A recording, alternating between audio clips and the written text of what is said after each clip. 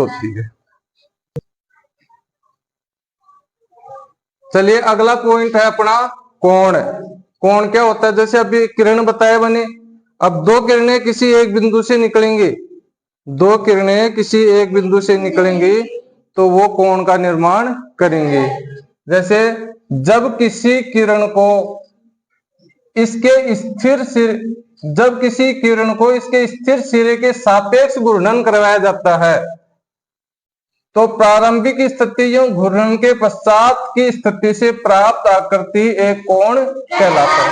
जैसे ये किरण है L1 किरण है ना, यहां से यहां तक तो ये स्थिर बिंदु है इसका, और ये अनंत तक जा रही है, ये किरण है। अब प्रारंभिक स्थिति इसकी ये है, अब इसको मैं घूर्णन करवाता हूं, रोटेशन करवाता हूं इसका, तो यहां से इसको घूर्णन करवा करके यहां तक ले गया तो ये L2 स्थिति होगी।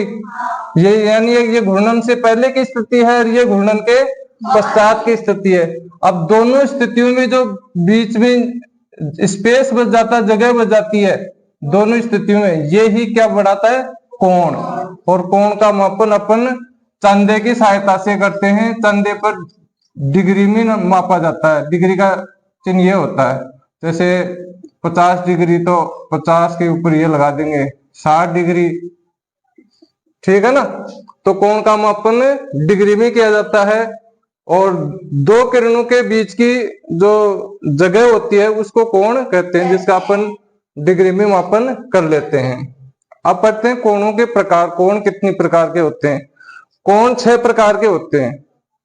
पहला है न्यून कोण, समकोण, अधिकोण, सरल कोण, प्रतिवर्ती कोण। और अब कौन से कोण को अपन न्यून कोण कहेंगे, कौन से को समकोण कहेंगे और कौन से को अधिकोण कहेंगे, इन कोणों के बारे में अपन थोड़ी थोड़ी जानकारी लेते हैं।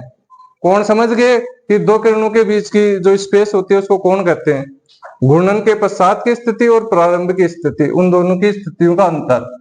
अब पहला कोण आता है अपना न्यून। न्यून किसको कहते? कोई चीज कम होती है उसको न्यून कहते हैं। तो अगर कोई कोण 0 से बड़ा लेकिन 90 डिग्री से कम होता है, 90 डिग्री से न्यून होता है, 90 डिग्री से कम के कोण को न्यून कोण कहेंगे। मान लीजिए ये L1 स्थिति है, प्रारंभिक स्थिति, और अगर इसको मैं सीधा खड़ा कर दूं इसके ऊपर, तो हमेशा जब दो किरणों को जैसे ये किरण है और ये दोनों, अब इसको इसके ऊपर बिल्कुल सीधा खड़ा कर दूंगा तो कितनी डिग्री का कोण बनेगा? 90 डिग्री का कोण बनेगा। अगर वो कोण 90 से कम रह जाता है, न्यून रह जाता है, 90 से इधर झुकावा रहेगा तो न्यून ही रहेगा ना, तो 90 डिग्री से झुकावा रह गया, उस कोण को अपन आसानी से देख करके ही पता कर लेंगे तो न्यून कोण है, 90 डिग्री से कम है।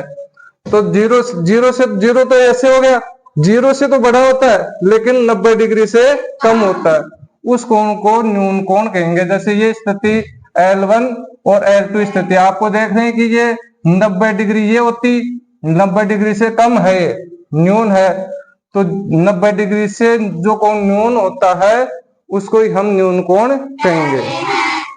अब समकोण किसको कहेंगे? समकोण एक खड़ी किरण और एक बिल्कुल खड़ी पड़ीर खड़ी, ये पड़ी हुई है और ये इसके ऊपर खड़ी है। तो इस तरह की अगर स्थिति दो किरणों की बनती है तो ये किरण पड़ी हुई है और ये किरण इसके ऊपर सीधी खड़ी है, तो एक पड़ी हुई एक खड़ी, इन दोनों की जो स्थिति बनती है उसको हम समकोण कहेंगे। और समकोण का मान चंदे की सहायता से अगर इसको मापेंगे तो ये 90 डिग्री का आएगा, तो 90 डिग्री के कोण को समकोण कहते हैं। 90 डिग्री के कोण को समकोण कहेंगे, 90 से कम वाले को। अब कोण 90 से ज्यादा भी हो सकता है, तो 90 डिग्री से जो ज्यादा होगा उसको नाम देंगे अधिक। अधिक का मतलब ज्यादा ही होता है, तो 90 डिग्री से जो ज्यादा होगा उसको अधिक कोण कहेंगे। यानी 90 डिग्री से अधिक लेकिन 180 से कम होना चाहिए, ठीक है ना।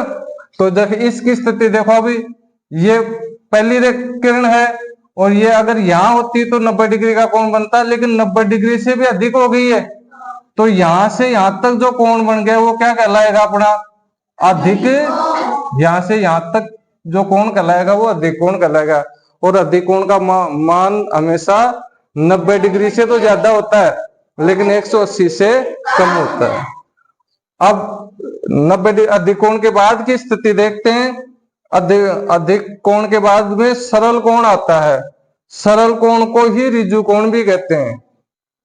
अब क्या होता है, जैसे ये पहली स्थिति थी, अब यहां से दूसरी ये किरण घूमती घूमती 90 पर भी आ गई और 90 से ज्यादा होते अधिक कोण तक भी आ गई। ऐसे करते करते ये इसके विपरीत आके स्थिर हो गई, यानी ये इस साइड में जा रही थी इस दिशा में और ये इसके विपरीत दिशा में। जब दो किरणें एक दूसरे के विपरीत हो जाती हैं तो वो 180 डिग्री बनाती हैं और उस 180 डिग्री के कोण को ही अपन सरल कोण या ऋजु कोण कहते हैं। ऋजु कोण कितनी डिग्री का होता है? 180 डिग्री का। सरल कोण कितनी डिग्री का होता है? 180 डिग्री का। ठीक है ना। जब ये दोनों विपरीत हो जाती हैं इस स्थिति में, इसके बाद में आता है अपना प्रतिवर्ती कोण। 180 डिग्री से और बढ़ेंगे अपन, तो 180 डिग्री से तो अधिक और 360 डिग्री से कम।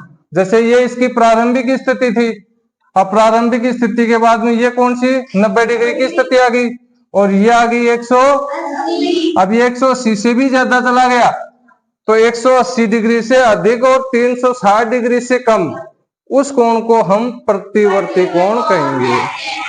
तो न्यून कोण पढ़ लिया, समकोण, अधिक कोण, सरल कोण और प्रतिवर्ती कोण। लास्ट में आता है संपूर्ण। संपूर्ण का मतलब सारा ही, संपूर्ण का मतलब सारा। जैसे ये किरण थी अपनी, ये घूम करके 90 डिग्री बनाई, 180 बनाई, 270 बना करके वापस यहीं आ गई।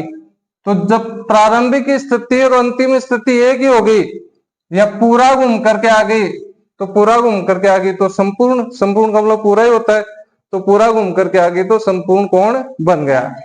बताओ न्यून कोण कितनी डिग्री के को कहेंगे? 90 डिग्री से कम के कोण को। अधिक कोण 90 डिग्री से अधिक को। और सरल कोण पूरा का पूरा 180 डिग्री। 180 डिग्री के कोण को सरल कोण कहेंगे। और प्रतिवर्ती कोण 180 डिग्री से अधिक होगा और संपूर्ण कोण 360 डिग्री का होगा। आज के वीडियो में बस इतना ही, और आगे की जो ज्यामितीय आकृतियां हैं वो अपन अगले वीडियो में डिस्कस करेंगे।